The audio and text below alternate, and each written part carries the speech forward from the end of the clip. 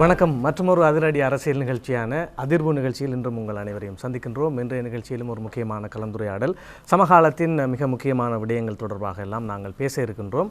இன்றைய அதிர்வு நிகழ்ச்சியை அலங்கரிக்க வந்திருக்கின்றார் விளையாட்டுத்துறை பிரதி அமைச்சரும் ஸ்ரீலங்கா முஸ்லிம் காங்கிரசினுடைய பிரதி தலைவருமான கௌரவ HMM ஹரீஸ் அவர்கள். முதலில் அவரை வரவேற்போம்.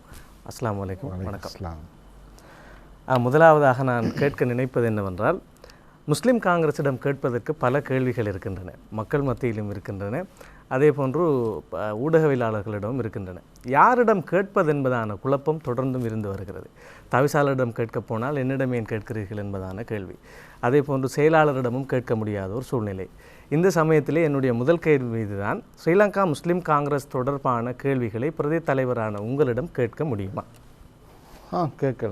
கேட்கலாம். கட்சி சரி, இப்பொழுது நாம் நேரடியாக விடயத்துக்கு வருவோம். ஸ்ரீலங்கா முஸ்லிம் காங்கிரஸ் முதலிலே இந்த கிழக்கின் எழுச்சியை எப்படி பார்க்கிறது? கிழக்கின் எழுச்சி என்பது ஒரு சில தனிநபர்களை கொண்ட ஒரு அமைப்பாகும். இது உண்மையில் மக்கள் தழுவிய அல்லது சிவில் அமைப்புகளை ஒன்றிணைத்து உருவாக்கப்பட்டு ஒரு ஜனரஞ்சகமான ஒரு தளத்தினை கொண்ட ஒரு அமைப்பல்ல. நீங்கள் அவர்களுடைய பிரமுகர்கள் அந்த செயற்பாட்டாளர்களை பார்க்கின்ற பொழுது எந்தவித மக்கள் ஆணையை இதுவரை எந்த ஒரு தேர்தலிலும் பெறாதவர்களும், அதே நேரம் ஏதாவது ஒரு பெரிய ஒரு அரசியல் கட்சி அல்லது தனித்துவ சிறுபான்மை கட்சிகளில் அங்கத்துவம் பெற்று தீவிர அரசியல் செயற்பாட்டை மேற்கொள்ளாதவர்களும் தான் உண்மையில் அதை முன்னெடுக்கின்றார்கள். ஆனால் அது ஒரு என்னை பொறுத்த மட்டில் அவர்களுடைய அந்த அந்த செயற்பாடு என்பது சமூக சார்ந்த பொதுவான எவ்வளவோ விடயங்கள் இருக்கின்றது. சமூகத்துக்காக பேச வேண்டிய தருணம் இது. அந்த விடயங்களை கைவிட்டு ஒரு கட்சியை நோக்கி, அதாவது ஸ்ரீலங்கா முஸ்லிம் காங்கிரஸ் அதன் தலைமையின் மீது கொண்ட பொறாமையின் காரணமாக அதற்கு எதிரான ஒரு செயற்பாடாகவும் ஒரு போராட்டமாக இருப்பது, அது ஒரு சமூக பிரஞ்சையான ஒரு போராட்டம் அல்ல என்பதனால் அதனை நாங்கள் உட்பட கிழக்கில் உள்ள பெரும்பான்மையான ஏன் ஒட்டுமொத்த சமூகமும் அதை ஒரு பொருட்டாக கருத்தில் கொள்ளவில்லை. நீங்கள் சொல்லியிருந்தீர்கள், சமூகம் சார்ந்த பல பிரச்சனைகள் இருக்கின்றன, இதற்குள் கிழக்கின் எழுச்சி என்பது ஒரு தனிப்பட்ட கட்சியை குறித்து பேசப்படுகின்ற விடயம் என்று. அவர்களினுடைய வாதமாக இருப்பதும் என்னவென்றால், சமூகம் சார்ந்த பல பிரச்சனைகளை ஸ்ரீலங்கா முஸ்லிம் காங்கிரஸ் பேசாமல் மௌனம் காக்கிறது, எனவே கிழக்கிற்கு ஒரு எழுச்சி வேண்டும் என்பதாக இருக்கிறது. இதற்கு உங்கள் பதில் என்ன? சமூகம் சார்ந்த விடயங்களை முஸ்லிம் காங்கிரஸ் பேசாமல் இருக்குமானால் எப்பொழுதே முஸ்லிம் காங்கிரஸை மக்கள் வெறுத்து விரட்டி அடித்திருப்பார்கள். இந்த நிமிடம் வரை வெளிப்படையாகவோ அல்லது மறைமுகமாகவோ உயிரோட்டமாக சமூகத்துக்காக செயற்படுகின்ற ஒரு இயக்கம் இருக்குமானால் அது ஸ்ரீலங்கா முஸ்லிம் காங்கிரஸ். அது ரெண்டு கருத்துகள் இல்லை. அதில் ஒவ்வொரு விடயமாக நாங்கள் ஸ்ரீலங்கா முஸ்லிம் காங்கிரஸ் சமூக விடயங்களில் எவ்வாறு களப்பணியில் ஆற்றி வருகின்றன என்பதை போக போக நான் கலந்துரையாடல்கள் எடுத்து கூறலாம். வழக்கமாக ஸ்ரீலங்கா முஸ்லிம் காங்கிரஸ் தனித்துவமான ஒரு கட்சியாகத்தான் நாம் கிழக்கு மாகாணத்தில், குறிப்பாக கிழக்கு மாகாணத்தின் இதயம் என்று சொல்லப்படுகின்ற அம்பாறை மாவட்டத்தில் கூட பார்த்திருந்தோம். ஆனால் தற்போது ஸ்ரீலங்கா முஸ்லிம் காங்கிரஸுக்கு பல்வேறு நெருக்குதல்கள் ஏற்படுத்தப்படுகின்றன. அகில இலங்கை மக்கள் காங்கிரஸ் இப்பொழுது அம்பாறை மாவட்டத்திற்குள் வந்ததும் கூட ஒரு வகையான போட்டித்தன்மையை உருவாக்கி இருக்கிறது. அதே போன்று கிழக்கின் எழுச்சி செயற்பாடு, அதே போன்று இன்னும் ஒரு புறமாக சுதந்திர கிழக்கு கோஷம் என பல்வேறு நெருக்கடிமிக்க ஒரு சூழலில் தான் ஸ்ரீலங்கா முஸ்லிம் காங்கிரஸ் தலைமைக்கு எதிராகவும் பல்வேறு குற்றச்சாட்டுகள் கட்சிக்குள்ளேயும் கட்சிக்கு வெளியேயும் இருக்கிறது. இந்த சூழ்நிலையை நீங்கள் எப்படி பார்க்கிறீர்கள்? இது ஏன் ஏற்படுகிறது? உண்மையில் இந்த செயற்பாடு என்பது அரசியலில் உண்மையில் ஒரு இதே சுத்தியான ஒரு செயற்பாடாக நான் பார்க்கவில்லை. நான் ஸ்ரீலங்கா முஸ்லிம் காங்கிரஸ் உறுப்பினர் என்ற அப்பால் பார்க்கின்ற பொழுது இந்த குறிப்பாக ஸ்ரீலங்கா முஸ்லிம் காங்கிரஸுக்கு வெளியே இருந்து கதைக்கின்ற பொழுது கிழக்கு சுதந்திர கிழக்கு என்று கொண்டு போகின்ற முன்னாள் அமைச்சர் அதாவுல்லா சரி, அதே நேரம் கிழக்கின் எழுச்சி செயற்பாட்டாளர்களும் சரி, அதே போன்று அகில இலங்கை மக்கள் காங்கிரஸ் என்றாலும் சரி, அவர்கள் உண்மையில் ஒரு இதே சுத்தியுடன் சமூகத்துக்கென்று 1008 பிரச்சனை இருக்கின்றது. அந்த பிரச்சனைகளை ஒரு ஒரு ஒருங்கிணைத்து எல்லா தரப்புகளையும் இந்த பிரச்சனைகளுக்கு எங்களுடைய சமகாலத்தில் தீர்வை பெற்றுக் கொடுக்க வேண்டும். இந்த சமூகத்துக்காக நாங்கள் அடுத்த சமூகம் ஏனைய சமூகங்கள் செயற்படுகின்ற போன்று நாங்களும் செயற்பட வேண்டும் என்ற ஒரு தொனியில் வந்திருப்பார்களானால் அதை பற்றி நாங்கள் சீரியஸாக பார்த்திருக்க முடியும். உண்மையில் நீங்கள் அதில் நுணுக்கமாக பார்க்கின்ற விடயம் என்னவென்றால், சமூக விடயங்களை முன்னிறுத்தாமல் தனிநபரை, முஸ்லிம் காங்கிரஸ் தலைமையை அல்லது அதன் கட்சியினை விமர்சிக்கின்ற செயற்பாடுகளைத்தான் 100% இவர் செய்து வருகின்றார்கள். அது அமைச்சர் ரிஷாட் தலைமையிலான குழுவோ அல்லது எல்லாரும் செய்கின்ற விடயம் முஸ்லிம் காங்கிரஸ் பிழை, தலைமை பிழை என்ற விடயத்தை சுட்டி காட்டுகின்றார்களோடைய ஏனைய சமூகங்களை உதாரணத்துக்கு தமிழ் தேசிய கூட்டமைப்பின் மிக பலம் வாய்ந்த ஒரு சமூக அமைப்பாக தமிழ் மக்கள் மத்தியில் இருந்து கொண்டிருக்கிறது. அதே நேரம் அந்த அமைப்பு பிழை, அந்த அமைப்பின் தலைமை பிழை, அதன் உறுப்பினர்கள் தமிழ் சமூகத்துக்கு துரோகம் இழைக்கின்றார்கள் என்று கூறி மாற்று அமைப்பு முன்வரவில்லை. மாற்று அமைப்பாக இப்பொழுது தமிழ் மக்கள் பேரவை முதலமைச்சர் சிவி விக்னேஸ்வரன் தலைமையில் வந்து சம்பந்தன் பிழைவிடுகின்றார். அவர் ஒரு துரோகி என்று மேடை போட்டு பேசவில்லை. அவர்கள் நீங்கள் உன்னிப்பாக பார்க்க வேண்டும். அவர்கள் அடுத்த தமிழ் சந்ததிக்கு, இந்த நாட்டில் வடகிழக்கில் அடுத்த தலைமுறையினருக்கு தாங்கள் ஒரு தீர்வினை பெற்றுக் கொடுப்பதற்காக வடகிழக்கில் உள்ள புத்திஜீவிகள், புலம்பெயர்ந்த புத்திஜீவிகளை ஒருங்கிணைத்து பல மாதங்களாக அவர்கள் கூடி கதைத்து விவாதித்து ஒரு யோசனையை, வரைவை தயாரித்து அதனை புத்திஜீவிகள் மத்தியிலும் வடக்கு மாகாண சபையில் அங்கீகாரத்தை பெற்று பின்பு அதனை மக்கள் மயப்படுத்துகின்ற போராட்டத்தில் அந்த அமைப்பினர் எழுக தமிழ் என்ற கோஷத்தில் முன்வந்து இப்போ மக்கள் மயப்படுத்தி கொண்டிருக்கின்றார். அதை நீங்கள் ஒரு ஆரோக்கியமாக, தமிழ் சமூகத்தின் ஆரோக்கியமான விடயமாக அந்த சமூகம் பார்க்கலாம். ஆனால் நாங்கள் என்ன செய்து கொண்டிருக்கின்றோம்? எங்களுக்கான சுதந்திரத்துக்கு முன்போ இல்லை சுதந்திரத்துக்கு பின்போ இடைப்பட்ட ஒரு குறிப்பிட்ட ஒரு 10 வருட காலம் தலைவர் அஷ்ரப் உயிரோடு இருக்கின்ற பொழுது கொள்கை பிடிப்புடனான, கொள்கை ரீதியான அரசியல் போராட்டங்கள் மிக நேர்த்தியாக, மிக வினைத்திறமிக்கதாக முன்னெடுத்ததை எல்லா இளைஞர்கள், எல்லா அரசியல் தலைமையிலும் ஏற்றுக்கொள்கின்றது. ஆனால் பின்பு அவர் மறைவுக்கு பின்பு இப்பொழுது குடும்ப சண்டை போன்று எங்களுக்கு பிரிந்து அடிபடுகின்ற நிலைமையினால் சமூக போராட்டம் திசை திரும்பி செல்லும் என்பதுதான் என்னுடைய கருத்து. உங்களுடைய கருத்து ஒரு பொதுவான அபிப்பிராயமும் கூட. ஆனால் இங்கே இருக்கின்ற விடயம் என்னவென்றால், ஸ்ரீலங்கா முஸ்லீம் காங்கிரஸ் தலைமையை விமர்சிப்பவர்கள் வெறுமனே ஸ்ரீலங்கா முஸ்லீம் காங்கிரஸிற்கு வெளியே உள்ளவர்கள் மட்டுமல்ல. ஸ்ரீலங்கா முஸ்லீம் காங்கிரசினுடைய தவிசாளர் இப்பொழுது முரண்பட்டு நிற்கின்றார். ஸ்ரீலங்கா முஸ்லீம் காங்கிரசினுடைய செயலாளர் இப்பொழுது முரண்பட்டு நிற்கின்றார். மாறாக இப்பொழுது பிரதேச சபையை பிரதிநிதித்துவப்படுத்துபவர்கள், தவிசாளராக இருந்தவர்கள் வரையிலும் இப்பொழுது தலைமையோடு முரண்பட்டு கொண்டிருக்கின்ற நிலைகளை தொடர்ந்து பார்க்கின்றோம். இதை நீங்கள் எப்படி கருதுகிறீர்கள்?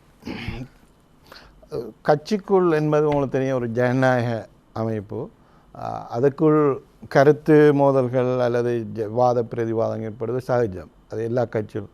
அந்த விடயத்தில் தவிசாளர், செயலாளர் சம்பந்தப்பட்ட பிரச்சனைகள் கட்சிக்குள் பல கூட்டங்களில் விவாதித்திருக்கின்றோம்.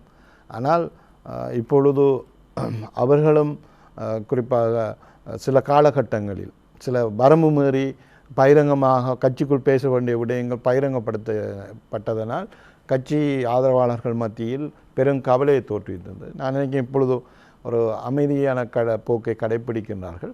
ஆனால் அது அவர்கள் சொன்ன விடயங்கள் தலைமைத்துவம் மீது பெரும்பான்மையான விடயங்கள் பாரியொரு தலைவர் மீதான அந்த அவரை நெருக்கடிக்குள்ளாக்குகின்ற ஒரு சிக்கலை தோற்றுவிக்கின்ற விடயங்களாக இருந்ததை ஒழிய ஒரு ஆரோக்கியமான அவருக்கு ஆலோசனை கூறிய விடயங்களாக நாங்கள் அதை பார்க்கவில்லை.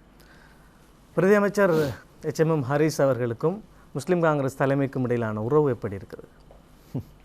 நன்றாக இருக்கிறது. கடந்த பொதுத் தேர்தலின் போது பொதுத் தேர்தலை சந்திப்பதற்கு முன்பதாக தலைமைத்துவத்தோடு சந்தித்து சத்தியம் செய்து நான் உங்களோடு எப்போதும் இருப்பேன் என்பதான ஒரு நிலையை பிரதி அமைச்சர் அன்றைய நேரத்தில் செய்ய வேண்டியதான தேவை ஏன் ஏற்பட்டது?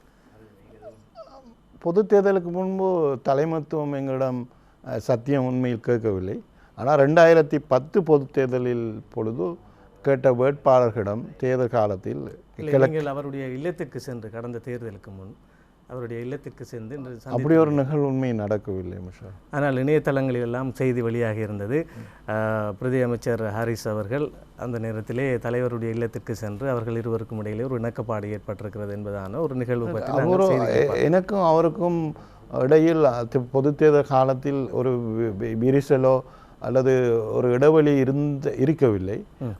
உண்மையில் அந்த தேர்தல் வேட்பாளர் பட்டியலில் என்னுடைய இடம் வந்து அதாவது தொகுதி ரீதியாக அவங்களுக்கு தெரியும், அம்பாறை 3 வேட்பாளர் போட வேண்டிய அது என்னுடைய வேட்பாளர் என்பது சிக்கலுக்கு இல்லாமல் இருந்தது.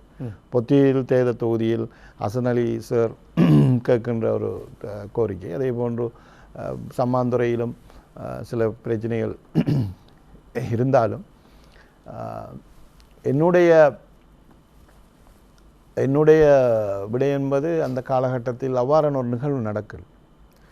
ஸ்ரீலங்கா முஸ்லீம் காங்கிரஸ் தலைமைக்கும் உங்களுக்கும் இடையிலான உறவை பார்க்கின்ற போது நாம் குறிப்பாக கடந்த ஜனாதிபதி தேர்தல் 2015ஆம் ஆண்டு ஜனாதிபதி தேர்தல் சமயத்திலே ஒரு முக்கியமான ஒரு சம்பவம் நடந்தது. முக்கியமான ஒரு அமைச்சருக்கும் ஊடகவியலாளருக்கும் இடையிலே அலரி மாளிகையில் ஒரு பிணக்கு ஏற்பட்டதாகவும் அந்த பிணக்கின் போது அமைச்சர் அந்த ஊடகவியலாளரை தாக்கியதான செய்தி பரபரப்பாக பேசப்பட்டது. அவர்கள் இருவருக்கும் இடையிலான சம்பவத்தில் உங்களுடைய பெயரும் அதிகம் பேசப்பட்டது. நீங்கள் அங்கே சாட்சியாக இருந்ததாக. அந்த நேரத்தில் மிக முக்கிய கேள்விகள் எழுந்தன. எம்பி ஹரிஸ் அவர்கள் முன்னாள் ஜனாதிபதியோடு மறைமுகமான இணக்கத்தை கொண்டிருக்கிறார், எனவே தலைமைத்துவத்தை மீறி செயற்பட்டிருக்கிறார் என்பதான ஒரு குற்றச்சாட்டு அந்த நேரம் முன்வைக்கப்பட்டது. அதை நீங்கள் எப்படி பார்க்கிறீர்கள்? உண்மையில் நடந்தது என்ன? உண்மையில் முஷாரப், நான் எப்பொழுதும் நான் சின்ன இளம் வயசில் எம்பியாக வந்தேன் 2001ஆம் ஆண்டு. காரணம்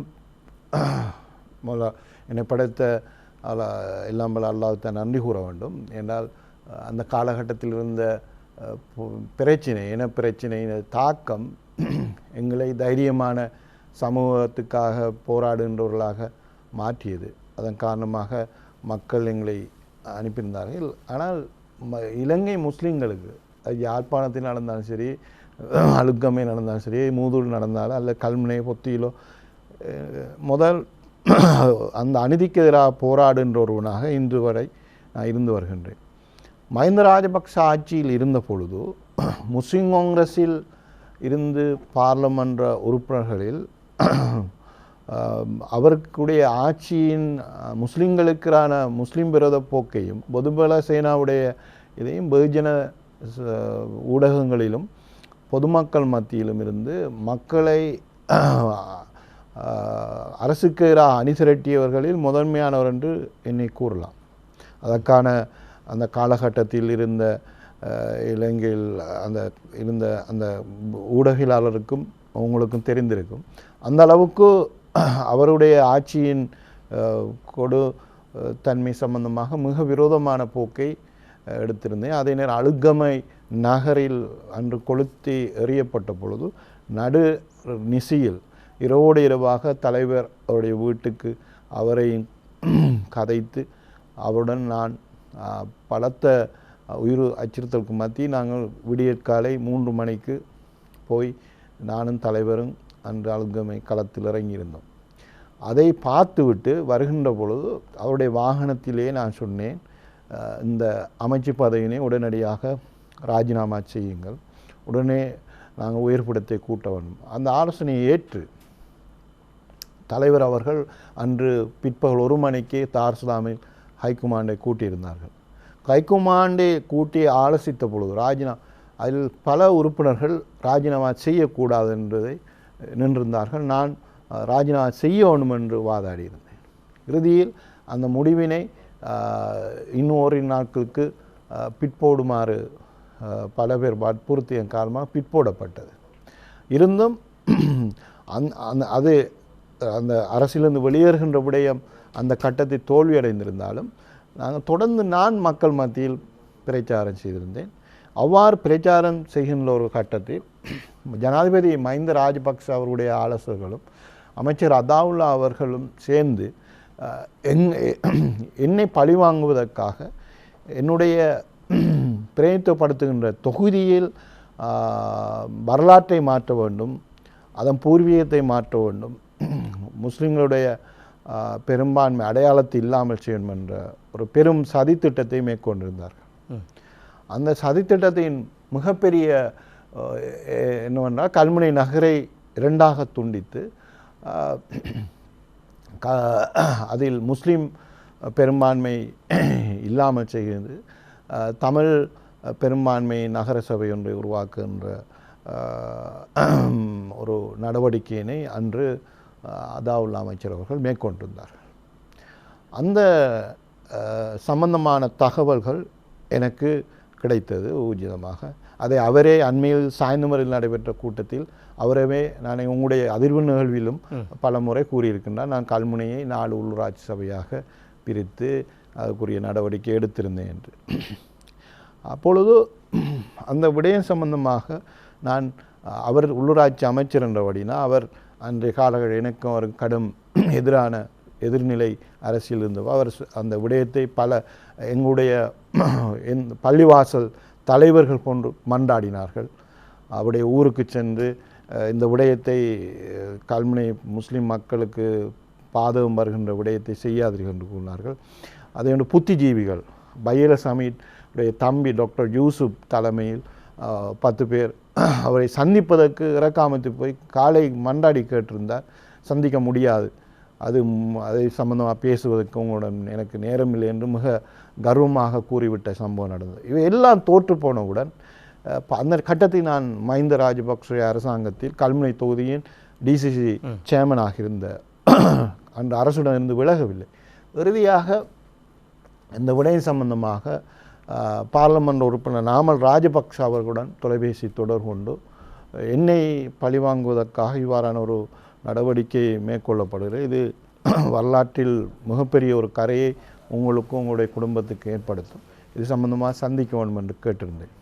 எனவே அது சம்பந்தமாக என்னுடைய முக்கியஸ்தர்களுடன் அறிவித்துவிட்டு பள்ளிவாச தலைவர்களுடன் எல்லாம் நான் பேசிவிட்டு நான் அலரிமாலைக்கு சென்று இந்த விடயத்தை எடுத்து கூறியிருந்தேன்.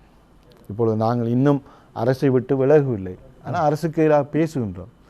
ஆனால் இந்த விடயத்தில் எங்களுக்கு பாதகமான விடயங்கள், மிக அநீதியான விடயத்தை அமைச்சர் அதாவுல்லா அந்த விடயங்களை தயாரித்திருக்கின்றனர். இதை நீங்கள் உங்களுடைய தந்தையை கொண்டு தடுத்து நிறுத்துங்கள் என்று கூறினார். மக்கள் சார்ந்த ஒரு பிரச்சனையை எடுத்துக்கொண்டு தான் நீங்கள் சென்றீர்கள். அன்றைய சம்பவத்திற்கும் உங்களுக்கும் அல்லது நீங்கள் போனதற்கும் வேறு எந்த காரணம்? அந்த ஊடகவியலாளருக்கும் அமைச்சர் ரிஷார்டுக்கு ஏற்பட்ட பிரச்சனை வேறு. என்னுடைய சந்திப்பு நடந்தது இது. சந்திப்புட்டு வெளியேறுகின்ற பொழுது இந்த பிரச்சனை நடைபெற்றது. எனவே நான் அந்த பிரச்சனை இருந்து சமரசப்படுத்தி விட்டு வெளியேறிய பின்பு ரிஷாட் அமைச்சருடைய ஊடகவியலாளர்கள் அதை பெரிதுபடுத்தி எழுதியிருந்தார்கள். வீட்டில் என்ன நடந்த முஷாரப், அந்த அரசிலிருந்து கட்சிக்குள் இருக்கின்ற எல்லோருக்கும் தெரியும், தலைவர் இறுதி நிமிடம் வரை இந்த நல்லாட்சி ஏற்பட்டு விடக்கூடாது என்பதில் கட்சிக்குள் ஹைகமாண்டில் பல முக்கியஸ்தர்கள், பல உயர்ந்த பதவியில் உள்ளவர்கள் தேர்தலிலே வந்து கலந்து கொள்ளவில்லை. அப்படி இருந்தும் கூட அந்த கட்டத்தில் உலமாக்க சாட்சி கிட்டத்தட்ட தலைவர் வீட்டிலே ஒரு விவாத மேடையாக மாறியது. இப்பொழுது அந்த அணி ஒரு மஹிந்த ராஜபக்சேக்கு ஆதரவளிக்கும், இங்கு ஒரு அணி என்ற அணியில் நடுவில் உலமாக்கள் ஒரு 15-20 பேர் இருந்தார்கள். அம்பாறை ஆதம்பா மௌலை ஹஸ்ரத் தலைமையில் பல முக்கிய உலமாக்கு இருந்து பார்த்து கொண்டிருந்தார்கள். பகிரங்கமாக வாதிட்டவர்கள் இருக்கின்றார்கள். முக்கிய பதவியில் உள்ளவர்கள் மஹிந்த ராஜபக்சவுக்கு ஆதரவளிக்க முடியும். நாங்கள் ஏன் ஆதரவளிக்கக்கூடாதுன்னு நீதிமன்றத்தை சட்டத்தரணி விவாதிப்பது போன்று பல விடயங்களை சுட்டிக்காட்டி விவாதித்திருந்தோம். வீட்டிலே கடைசியில் அந்த தாமதம் இன்று தலைவருக்கு குற்றஞ்சாட்டுகிறார்கள். தாமதித்ததுக்கு தலைவர் தான் காரணம். உண்மையில் தலைவர் அல்ல, தலைவருக்கு அந்த நெருக்கடி கட்சிக்குள் இருந்தது. நீங்கள் மஹிந்த விட்டு விலகக்கூடாது என்று இருந்தும் அவர் எல்லோரையும் அரவணைத்து செல்வோம் என்பதற்காக செல்லுதாமல். ஆனால் இந்த இடத்தில் நான் நன்றி கூற வேண்டும். எங்களுடைய செயலாளர் நாயம் ஹசன் அலி அவர்கள் மிக என்னை விட மிக ஆக்ரோஷமாக அரசிலிருந்து வெளியேறுவதற்கு கடும் அழுத்தத்தை கொடுத்தவர் என்பதை நான் அந்த இடத்தில் கூற வேண்டும். உங்களுடைய இந்த பதிலில் எனக்கு 2-3 கேள்விகள் எழுந்திருக்கின்றன. முதலாவது கேள்வியை நான் கேட்கின்றேன். இந்த கல்முனையை மையப்படுத்தியதாக உள்ளூராட்சி மன்றங்கள் 4ஆக பிரித்து கொடுப்பது என்பதாக முன்னாள் அமைச்சர் அத்தாவுல்லா ஒரு நடவடிக்கை எடுத்தார் என்று சொல்லியிருந்தீர்கள். முதலில் இந்த சாய்ந்தமருது உள்ளூராட்சி சபை தொடர்பான விஷயத்திற்கு நாம் வருவோம். கடந்த தேர்தல் காலத்தின் போது கூட நீங்கள் பிரதம மந்திரியையும் அங்கே அழைத்து சென்று சாய்ந்தமருதுக்கு உள்ளூராட்சி மன்றத்தை தேர்தல் முடிந்ததன் பிற்பாடு வெற்றி அடைந்ததன் பிற்பாடு உடனடியாக ஏற்படுத்தி கொடுப்போம் என்பதான உறுதிமொழிகளை வழங்கினீர்கள். இன்று வரையிலும் நடைபெறவில்லை. அது ஏன்? அந்த சாய்ந்தமருது உள்ளூராட்சி சபை சம்பந்தமாக அது எங்களுடைய கட்சியின் கொள்கையாக நாங்கள் ஏற்றுக்கொண்டு விட்டோம். கடந்த அதாவது அமைச்சர் இருந்த பொழுதும் அதைத்தான் நாங்கள் வலியுறுத்தினோம். சாய்ந்தமருது உள்ளூராட்சி சபை தேவை என்றால் அது கடந்த காலங்களிலும் கிராம சபையாக 1987 பிரதேச சபை சட்டத்துக்கு வருவதற்கு முன்பு கரவாகு தெற்கு கிராம சபையாக இருந்த ஒரு சபை. அதை மீண்டும் உருவாக்குவதில் எந்த ஆட்சேபனையும் இல்லை. ஆனால் அதை விட அவர் கல்முனையை துண்டாடுவதெல்லாம் அவர் மிக கவனமாக இருந்தார். உண்மையில் அவருடைய அரசியல் பின்னடைவுக்கு சமூகம் சார்ந்த விடயங்களில் கை வைக்க போய்த்தான் உண்மை சாய்ந்தமருதுக்கு தனியாக செய்திருந்தால் உண்மையில் இன்று ஒரு அமைச்சராக கூட இருந்திருக்கலாம். எப்பொழுதும் முஷாரப் நான் அல்லாஹ்வுக்கு பயந்தவனாக சொல்கின்ற விடயம், எந்த அரசியல்வாதி சமூகம் சார்ந்த விடயத்தில் கை வைக்க முற்படுகின்றார்களோ சமூகத்தின் இருப்புக்கு ஆபத்து இல்லைன்னா அவர்களுக்கு இறைவன் தோல்வியை கொடுப்பான் என்பதை நான் அதாவுல்லா அமைச்சருடைய தோல்வியிலிருந்து கற்றுக்கொண்ட பாடம். அதை நான் இன்றும் கூட இதயத்தில் எச்சரிக்கையுடன் இருந்து கொண்டிருக்கின்றேன். நான் பிற்போல் பல விடயங்கள் சமூகம் சார்ந்த விடயங்களை நான் தவறு விட்டிருக்கின்றேன். நான் சார்ந்த அரசியல் அமைப்புகள் எங்கெங்கு விடயங்கள் நாங்கள் தவறு நான் சொல்வதில் தயங்கப் போவதில்லை. இருந்தும் சாய்ந்தமருது விடயத்தை பிற்பாடு கருஜேஸ்வரி அமைச்சர் காலத்தில் நாங்கள் பள்ளிவாசல் தூதுக்குழு கொண்டு போய் சந்தித்து அவரை ஏற்றுக்கொண்டு அது புதிய அமைச்சராக பைசல் முஸ்தபா வந்த பின்பு உடனடியாக தேர்தல் முடிந்து 2 வாரங்களுக்கு சென்று அவருக்கு அந்த ஆவணங்களை கையளித்து அதற்கான நடவடிக்கைகளை ஆரம்பித்திருந்தார். பின்பு மலையகத்தில் மனோகணேசன் இன்னும் 5 சபைகள் உருவாக்கும் என்பதால் அதை சேர்த்து உருவாக்குவதற்கான பணிகள் நடைபெறுவதாக எங்களுக்கு வாக்குறுதி அளித்தார். இறுதியாக பள்ளிவாச சமூகம் சுதந்திரமாக இண்டிபெண்டாக எந்த அரசியல் தலைமையிலும் இன்றி அவர்கள் நேரடியாக சென்று பைசல் முஸ்தபா மிக தெளிவாக விளக்கத்தை கொடுத்து சாய்ந்தமருது உள்ளூராட்சி சபை அமைந்தே தீரும் என்ற வாக்குறுதியுடன் இன்று அதுக்கான நடவடிக்கை எடுக்கப்பட்டு வருகின்றது. ஆமாம், சாய்ந்தமருது உள்ளூராட்சி மன்றத்தை ஏற்படுத்தி தருவதாக, அதாவது தேர்தல் முடிந்த கையோடு இதனை செய்து தருவோம் என்று பிரதம மந்திரியை முன்வைத்து தான் நீங்கள் அந்த வாக்குறுதியை கொடுத்திருந்தீர்கள். இன்று எல்லா விதமான பிரச்சனைகளையும் எடுத்து பார்க்கின்ற போதோ, ஒரு ஊருக்கோ ஒரு அபிவிருத்தியை செய்கிற போதோ அல்லது உரிமை சார்ந்த ஒரு விடயத்தை நிறைவேற்றுகின்ற போதோ இன்னும் ஒரு ஊர் சார்ந்த பிரச்சனையை மேற்கோள் காட்டி தாமதப்படுத்துகின்ற ஒரு நிலையை பார்க்கின்றோம். பிரதம மந்திரியே வாக்குறுதி அளித்தார் இதனை செய்து தருவதாக. ஏன் இவ்வளவு காலம் தேவை என்பதால் அது உண்மையின் நடைமுறை பிரச்சனை. உள்ளூராட்சி அமைச்சு பிரதானமாக வட்டாரங்களை பிரிக்கின்ற நடவடிக்கைகளில் நிர்ணய ஆணைக்குழு அது சம்பந்தமான நடவடிக்கைகளில் ஈடுபடுகின்றபடியினால் பிரதேச சபைகளை புதிய உள்ளூராட்சி உருவாக்குகின்ற ஆணைக்குழு அது சம்பந்தமான செயற்பாடு இறங்கி இருக்கின்றது. அதில் உள்ள சட்டச்சிக்கல் என்னவென்றால், இந்த உள்ளூராட்சி இப்போது இருக்கின்ற அந்த வட்டார பிரிப்பு கெசட் பண்ணிய பின்புதான் புதிய சபையில் கெசட் பண்ண முடியும். எனவே இந்த மாத இறுதி பகுதியில் அல்லது வார மாதம் நடுப்பகுதியில் கெசட் பண்ணப்படும். அதன் பின்பு உள்ளூராட்சி சபை உருவாகுவது சாதகமான விடயமாக மாறிவிடும். இப்பொழுது நாங்கள் சாய்ந்தமருது உள்ளிட்ட பிரதேசங்களை எடுத்து பார்த்தால் ஸ்ரீலங்கா முஸ்லீம் காங்கிரஸ் அதனை செய்து தருவதாக வாக்குறுதி அளித்ததன் பேரில் தான் கடந்த தேர்தலில் கூட உங்களுக்கான ஆதரவு திடீரென்று திசை திரும்பியது மாதிரியான ஒரு தோற்றப்பாடு ஒன்று தெரிந்தது சாய்ந்தமருது பிரதேசத்தில். அந்த நேரத்தில் ஒரு வகையான சாய்ந்தமருதிலே உங்களுக்கான வாக்குப்பலம் குறைந்தது போன்ற ஒரு தோற்றப்பாடு இருந்தது. பிரதமரினுடைய வாக்குறுதியின் அடிப்படையில் தான் அந்த வாக்குப்பலம் அதிகரித்ததான ஒரு கருத்தும் இருக்கிறது. இப்பொழுது நீங்களே சொல்கிறீர்கள் சிவில் சார்ந்த அமைப்புகள் அரசியல் சார்பற்றும் இப்பொழுது எடுத்து அதனை இயக்குகிறார்கள் என்று. முஸ்லிம் காங்கிரஸால் செய்ய முடியாமல் போனதன் விளைவாக அவர்கள் தனியே கிளம்பி இருக்கிறார்கள். அதில் தவறு என்றால் முஸ்லீம் காங்கிரஸ் எடுத்த முயற்சிகளை நாங்கள் தான் எடுத்து வருகின்றோம். அந்த விடயங்களை பள்ளிவாச சிவில் அமைப்புகளுக்கு நாங்கள் எடுத்து கூறியிருந்தோம். அவர்கள் நம்பிக்கை. ஆனால் ஜன அமைப்புகள் தான் சில எங்களுக்கு எதிரான சிலவை இதை நம்ப முடியாது இது என்று கருத்து நாங்கள் அவர்களுக்கு ஆலோசனை கூறியிருந்தோம். நீங்கள் இண்டிபெண்டனாக அமைச்சரை போய் சந்தித்து நீங்கள் தெளிவாக விளக்கத்தை பெற்றுக்கொண்ட பின்பு மீண்டும் நாங்கள் அவர் போன பின் சந்தித்தவன் முழு திருப்தியுடன் பின்பு சொன்னார்கள், நீங்கள் சொன்ன அத்தனை உண்மை, எனவே அதை நாங்கள் அமைச்சுடைய வாக்குறுதியை நம்புகின்றோம் என்றவுடன் அது முற்று பெற்றுவிட்டது. கடைசியாக நீங்கள் பேசிய பதிலிலிருந்து ஓரிரு கேள்விகள் எழுந்திருப்பதாக சொல்லியிருந்தேன். உள்ளூராட்சி மன்றம் தொடர்பாக கேட்டாகிவிட்டது. அடுத்து முக்கியமான ஒரு விடயம், நீங்கள் இந்த அலுத்கமை பேருவேலை சம்பவத்தின் போது முஸ்லீம் காங்கிரஸ் சார்பாக அதிகமாக குரல் கொடுத்ததாக சொல்லியிருந்தீர்கள். அதே போன்றும் இந்த அரசாங்கத்தை விட்டு வெளியேறுவது தொடர்பாகவும் நீங்கள் முயற்சியோடு இருந்ததான விடயங்களை நீங்கள் பகிர்ந்திருந்தீர்கள். ஆனால் இந்த முஸ்லீம் காங்கிரஸ் மீது ஒட்டுமொத்தமாக வைக்கப்படுகின்ற விமர்சனம் கூட கடந்த ஜனாதிபதி தேர்தலில் அகில இலங்கை மக்கள் காங்கிரஸ் சார்பாக ரிஷாட் பதியுதீன் அவர்கள் அரசாங்கத்தை விட்டு வெளியேறாமல் இருந்திருந்தால் ஸ்ரீலங்கா முஸ்லீம் காங்கிரஸ் தொடர்ந்தும் முன்னாள் ஜனாதிபதியோடு இணைந்திருப்பார்கள் என்பதான குற்றச்சாட்டு முன்வைக்கப்படுகிறது. அது மாத்திரமல்லாமல் பேருவேலை சம்பவம் தொடர்பிலான ஸ்ரீலங்கா முஸ்லீம் காங்கிரசினுடைய ஈடுபாடுகள் அசம்பந்தமாக இருந்தது என்பதாகத்தான் உங்கள் மீது குற்றம் சாட்டப்படுகிறது. இதை நீங்கள் எப்படி பார்க்கிறீர்கள்?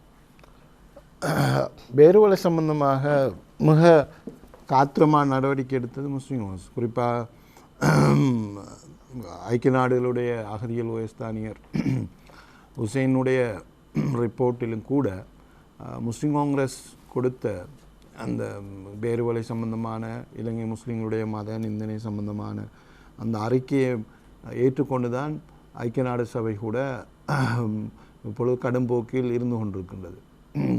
எனவே அவ்வாறான அளவுக்கு கட்சி ராஜேந்திர சர்வதேச மட்டத்தில் பங்களிப்பு செய்து பண்ணோம். உள்நாட்டிலும் மஹிந்த ராஜபக்சேவுடைய அமைச்சரவையில் பலமான பிரச்சனையை உருவாக்கியது முஸ்லிம் தலைமை இருந்தும் அவர் அந்த கட்டத்தின் மேல் வெளியேறி இருக்க வேண்டிய தருணம். ஆனால் கட்சியில் உள்ள சிலரின் அழுத்தம் காரணமாக அந்த சூழ்நிலையை தடுத்து விட்டார்கள்.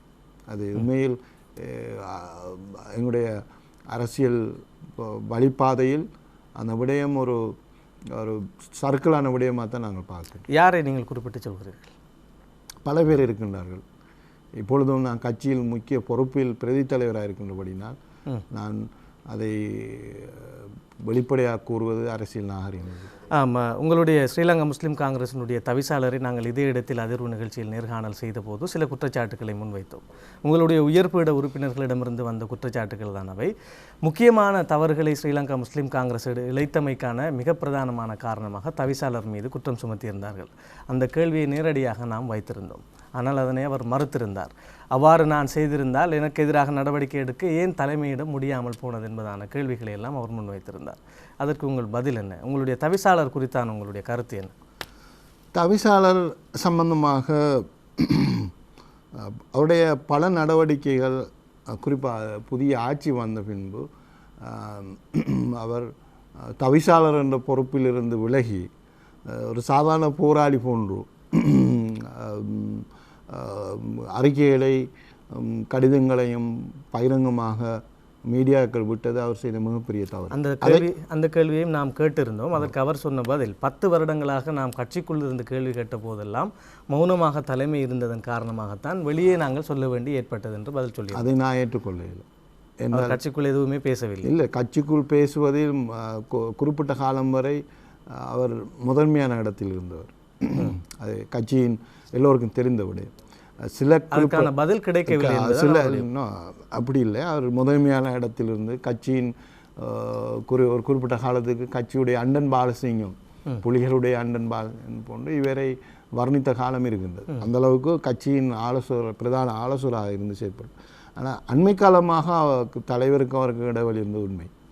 ஆனால் தலைவருடன் நேரடியாக கதைத்து ஆலோசனை கூற முடியாத சூழ்நிலை இருந்தாலும் கட்சி உயர்பட கூட்டங்களில் அந்த விடயங்களை அவர் பேசியிருக்கலாம். அதை விட்டுவிட்டு அவர் வெளிப்படையாக பத்திரிகைகளுக்கு கடிதம் எழுதியவுடைய நான் அவருடைய நேரடியாக சொன்னேன். அவர் என்னுடைய ஒரு சீனியர் கட்சியுடைய முக்கியஸ்தரின் அடிப்படை நீங்கள் அந்த விடயத்தில் மிகப்பெரிய தவறை விட்டிருக்கின்றீர்கள். அதனால் கட்சி மட்டத்தில் உங்களுக்கு உறுப்பினர் ஆத்திரமாக காணப்படும் விடயத்தை கட்சி உயர்பட கூட்டம் ஒன்றில் வைத்து கூறியிருந்தேன். இலங்கை ஸ்ரீலங்கா முஸ்லீம் காங்கிரஸை நாம் எடுத்து பார்த்தால் 18ஆம் திருத்தச் சட்டத்திற்கான ஆதரவு வழங்கியமை, அதே போன்று திவிநகும சட்டமூலத்திற்கான ஆதரவு வழங்கியமை, அதே போன்று சிராணி பண்டாரநாயக்காவினுடைய அவருக்கு எதிரான பிரேரணைக்கு பாராளுமன்றத்திலே சம்மதம் தெரிவித்தமை, இத்தகைய முக்கியமான பல தவறுகளை ஸ்ரீலங்கா முஸ்லீம் காங்கிரஸை நோக்கி நாம் சொல்ல முடியும். இதே குற்றச்சாட்டு ஏனைய முஸ்லீம் கட்சிகளுக்கும் உண்டு. ஆக ஒட்டுமொத்தமாக அனைத்து முஸ்லீம் கட்சிகளும் ஒரு பெரும் தவறிழைத்ததாகத்தான் வரலாறுகள் சொல்கின்றன. இந்த தவறுகளுக்கும் என்ன காரணம் என்று நீங்கள் நினைக்கிறீர்கள்? அந்த தவறான முடிவுகளே என்ன எடுக்கப்பட்டன? 18வது திருத்தச் சட்டம் எடுக்கப்பட்ட விடயம் உண்மையில் அது சில வேளை அது என்னுடைய தனிப்பட்ட அபிப்பிராயம் சார்.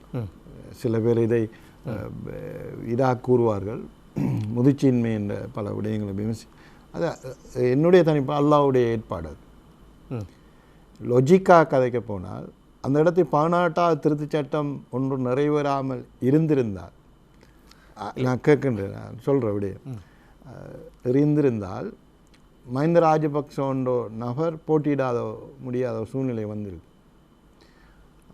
3வது முறை. அப்பொழுது உண்மையில் அவருடைய வேட்பாளராக சில நேரம் பாதுகாப்பு செயலாளர் கோத்தபய ராஜபக்ச சில நேரம் களமிறக்கப்பட்டிருக்கலாம். அது சில நேரம் தேர்தல் முடிவுகளை மாற்றி இருக்கலாம். சில நேரம் புதிய நல்லாட்சி மலராத சூழ்நிலை கூட வந்திருக்கலாம். வேறு அரசியல் சூழ்நிலைகள் இலங்கை அரசியல் மாற்றம் ஏற்பட்டிருக்கலாம்.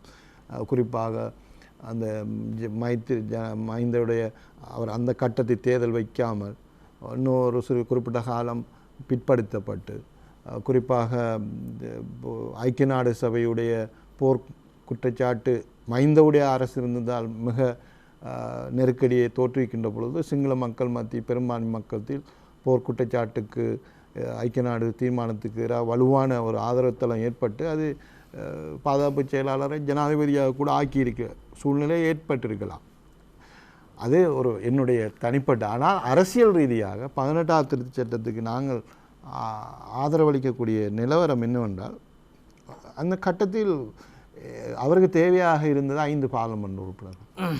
அவருடைய சொந்த கட்சியிலே 144 பேர் பாராளுமன்ற உறுப்பினர். அதே நேரம் மஹிங்கன எம்பி லக்ஷ்மண் செனவிரத்ன தலைமையில் ஐக்கிய தேசிய கட்சியிலேருந்து 7 பேர் போயிட்டார். அப்போ 150க்கு மேலே அவர் கிடைச்சிட்டு.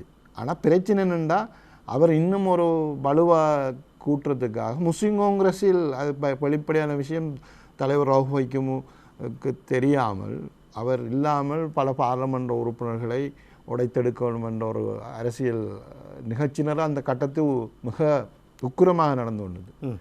அதனை தடுப்பது மிக முதன்மையானவனாக நான் இருந்தேன். அந்த விடயத்தை கட்சி உடைகின்ற விடயம், கட்சி பாராளுமன்ற 2ஆக பிளவுபடுகின்ற நிலைமையை எல்லா பாராளுமன்ற உறுப்பினர்களுக்கும் தெரியும். அது சம்பந்தமாக மிக பாராளுமன்ற உறுப்பினர் நாமல் ராஜபக்ஷ அவர்கள் கூடாக அந்த அழுத்தத்தை கொடுத்து கட்சியை உடைக்கின்ற விடயத்தை விட்டுவிட்டு கட்சி தலைமையிடம் நேரடியாக பேசுமாறு வலியுறுத்தியவனில், ஏன்னா அந்த கட்டத்தில் என்னுடைய தீர்மானம் என்பது மிக ஒரு ஒரு சிக்கலான தீர்மானம் என்பது எல்லோருக்கும் தேவைப்பட்ட விடயமாக இருந்தது. அந்த விடயத்தில் மிக இறுக்கமாக செய்யப்பட்டதனால் நான் வீட்டிலே மஹிந்த ராஜபக்ச கட்சியை உடைக்க வேண்டிய நிலையில் இருந்ததை கைவிட்டு தலைவரிடம் பேசுகின்ற நிலைமை மாற்றமடைந்தது. உண்மை அந்த கட்டத்தில் கட்சி உடைந்திரு ஒரு சூழ்நிலை ஏற்பட்டிருந்தால் பல விபரீதங்கள் இலங்கை முஸ்லீம்களுக்கு ஏற்பட்டிருக்கலாம். ஸ்ரீலங்கா முஸ்லீம் காங்கிரஸ் உடையாமல் இருக்கிறதா என்ற அளவிலும்?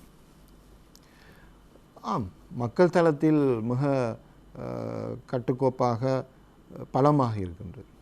ஆம், இன்றைய சூழ்நிலையில் பார்த்தால் கூட அந்த கட்சிக்குள் இருக்கின்ற மிக முக்கிய பொறுப்பில் இருப்பவர்களினுடைய நிலை குறித்தான கேள்விக்குறிகள் தொடர்ந்தும் இருக்கின்றன. தொடர்ச்சியாக ஸ்ரீலங்கா முஸ்லீம் காங்கிரஸினுடைய ஸ்தாபக தலைவருக்கு பின்னர் வந்த இந்த தற்போதைய தலைமையினுடைய காலத்தில் பல பேரும் பிரிந்து சென்ற வண்ணமே இருக்கிறார்கள், அல்லது ஏதோ ஒரு முரண்பாட்டை தோற்றுவித்த வண்ணமே இருக்கிறார்கள். எனவே இத்தகைய ஒரு சூழ்நிலையில் பலம் மிக்கதான ஒரு கட்சியாக அது இருக்கின்றது என்பதை நாம் எப்படி எடுத்துக்கொள்ள முடியும்? பலமான கட்சியாக இருக்கின்ற விடயம் உண்மையில் மக்களுடைய ஆதரவில் தான் அது வெளிப்பாடு இருக்கு. கடந்த கடைசியாக நடைபெற்ற பாராளுமன்ற தேர்தல் கிழக்கு மாகாணத்தில் பெரும்பான்மையான வாக்குகளை பெற்றிருக்கின்றோம். அதே போன்று பார்லமெண்டத்தில் இருக்கின்ற கட்சிகளில், அதாவது சிறு முஸ்லீம் கட்சிகளில் கூடுதலான பார்லமெண்ட் உறுப்பினர்கள் 7 பார்லமெண்ட் உறுப்பினர்கள் கொண்டிருக்கின்றோம். ஆனால் சில என்னுடைய அபிப்பிராயம் என்னவென்றால், முஸ்லீம் காங்கிரஸ் மட்டுமல்ல, ஏனைய பார்லமெண்டத்தை பிரதிநிதித்துவப்படுத்துகின்ற முஸ்லீம் பார்லமெண்ட் உறுப்பினர் எல்லோரும் நாங்கள் பிரிந்து நிற்பதனால் எங்களுடைய சமூகத்துக்கு செய்ய வேண்ட பணிகள் தாமதப்படுத்தப்படுகின்றது அல்லது நிராகரிக்கப்பட்டு வருகின்றது. உதாரணமாக இப்பொழுது மிகப்பெரிய பேசப்படுகின்ற அரசியலமைப்பு திருத்தம் சம்பந்தமாக பெரிய ஒரு பயம், அச்சம் இன்று ஏற்பட்டிருக்கின்றது. இது விடயமாக அரசு வெளிப்படையாக முஸ்லிம் சமூகத்துடைய கோரிக்கைகள் சம்பந்தமாக அல்லது மலைய தமிழ் மக்களுடைய கோரிக்கைகள் சம்பந்தமாக செவிசாய்க்காத நிலைமையில் அரசியல் அந்த அமைப்பு சட்ட வல்லுநர்களுடைய நடவடிக்கைகள் இருந்து கொண்டிருக்கின்றது. இந்த இடத்தில் ஏன் நாங்கள் அந்த விடயம் சம்பந்தமாக முஸ்லிம் பாராளுமன்ற உறுப்பினர்கள் ஒரு தீவிர போக்கை கடைப்பிடிக்கவில்லை என்பது என்னுடைய கவலையாகும். குறிப்பாக அண்மையில் ஜெயம்பதி விக்ரமரத்ன பேசியிருக்கின்ற விடயம், புதிய அரசியலமைப்பு புதிதாக உருவாக்கப் போகணும் என்று கூறுகின்றார்கள். நான் சட்டத்தரணி என்ற அடிப்படையில் புதிய அரசியலமைப்பு என்று உருவாக்க வேண்டும் என்றால் கடந்த 19வது திருத்தச் சட்டத்தின் உச்ச நீதிமன்றத்தின் தீர்ப்பின் படி இப்போது இருக்கின்ற ஜனாதிபதி முறையை ஒழிக்க வேண்டும் என்றால் மக்கள் தீர்ப்புக்கு செல்ல வேண்டும். புதிய அரசியலமைப்பு வருகின்றவருடைய நிலைப்பாடு புதிய ஜனாதிபதி முறையை ஒழித்து புதிய வெஸ்ட்மினிஸ்டர் பிரதமர் ஆட்சி முறையை கொண்டு வருகின்றனர். அப்படி என்றால் கட்டாயம் சர்வஜன வாக்கெடுப்பு வேண்டும். ஆனால் சர்வஜன வாக்கெடுப்பின்றி புதிய அரசியலமைப்பை உருவாக்க வேண்டும் என்ற ஒரு தீர்மானம் கடந்த 4-5 தினங்களுக்குள் எடுக்கப்பட்டதாக எனக்கு அறிய கிடைக்கின்றது. இது ஏன் எதற்காக எடுக்கின்றார்கள் என்ற அச்சம் 2 விடயங்களில் எனக்கு கேள்வி. 2 பிரதான விடயம். ஒன்று, குறிப்பாக முஸ்லீம் மலைய தமிழர்களுக்கு எதிரான ஒரு தேர்தல் முறை ஒன்று அதில் வரப்போகின்றது ஒரு அச்சம். 2வது, ஐக்கிய தேசிய கட்சியின் சில முன்னணி தலைவர்கள் தமிழ் தேசிய கூட்டமைப்பு தலைவர்களுடன் பேசுகின்ற பேச்சுவார்த்தையில் வடகிழக்கு இணைப்பு சம்பந்தமாக பிரஸ்தாபிக்கப்படுவதாகவும் நாங்கள் அறிகின்றோம். இந்த 2 விடயங்களையும் அந்த புதிய அரசியலமைப்பு உள்வாங்கி செய்யப்படுகின்ற பொழுது நிச்சயமாக ஒட்டுமொத்த முஸ்லீம் சமூகம், அதே போன்று மலைய சமூகம், அதே போன்று குறிப்பாக ஏனைய கூட்டு எதிர் அணியின போன்று அதை நிராகரிக்கின்ற பொழுது அது தோல்வியடையும் என்ற அச்சம் ஏற்பட்டிருக்கலாம். இந்த விடயம் சம்பந்தமாக எங்களுக்குள் நான் ஒரு பாராளுமன்ற உறுப்பினர் என்ற அடிப்படையில் என்னுடைய ஆதங்கத்தை நீங்கள் சந்தர்ப்பம் தந்து நன்றி கூறுகின்ற விடயம், மிக கவலையிடம் கூறுகின்ற விடயம், 1900 அதுக்கு முன்புள்ள விடயங்களை மறந்துவிடுங்க. 48 சுதந்திரத்துக்கு பின்பு இந்த நாட்டில் அரசியலை செய்கின்ற முஸ்லீம் அரசியல்வாதிகளாகிய நாங்கள் முஸ்லீம் சமூகம் சம்பந்தமாக ஒரு இருந்த அரசாங்கத்தில் ஒரு கொள்கை ரீதியான அல்லது உரிமை ரீதியான ஒரு கோரிக்கையை முன்வைத்து வென்றெடுத்தது என்பது மிக அரிதான விடயம். உதாரணமாக 77ஆம் ஆண்டு ஆட்சியில் இருந்த யூஎன்பி அரசு கிழக்கு மாகாணத்தில் கல்முனையை பிரித்து கல்முனை மாவட்டம் ஒன்று உருவாக்குவதற்கு முறகுட கமிஷன் சுவாசின்படி தீர்மானம் எடுத்திருந்தது. அதே போன்று வடக்கில் கிளிநொச்சி மாவட்டத்தை உருவாக்குவதற்கு தீர்மானம் எடுத்திருந்தது. நடந்தது என்ன? கிளிநொச்சியில் மாவட்டம் உருவாக்கப்படுகின்றது, அதே நேரம் அம்பாறையில் கல்முனை கரையோர மாவட்டம் நிராகரிக்கப்படுகின்றது. ஆனால் உங்களுடைய கட்சியினர் கூட தேர்தல் காலங்களில் மட்டுமே அதை பற்றி பேசுகிறீர்கள்.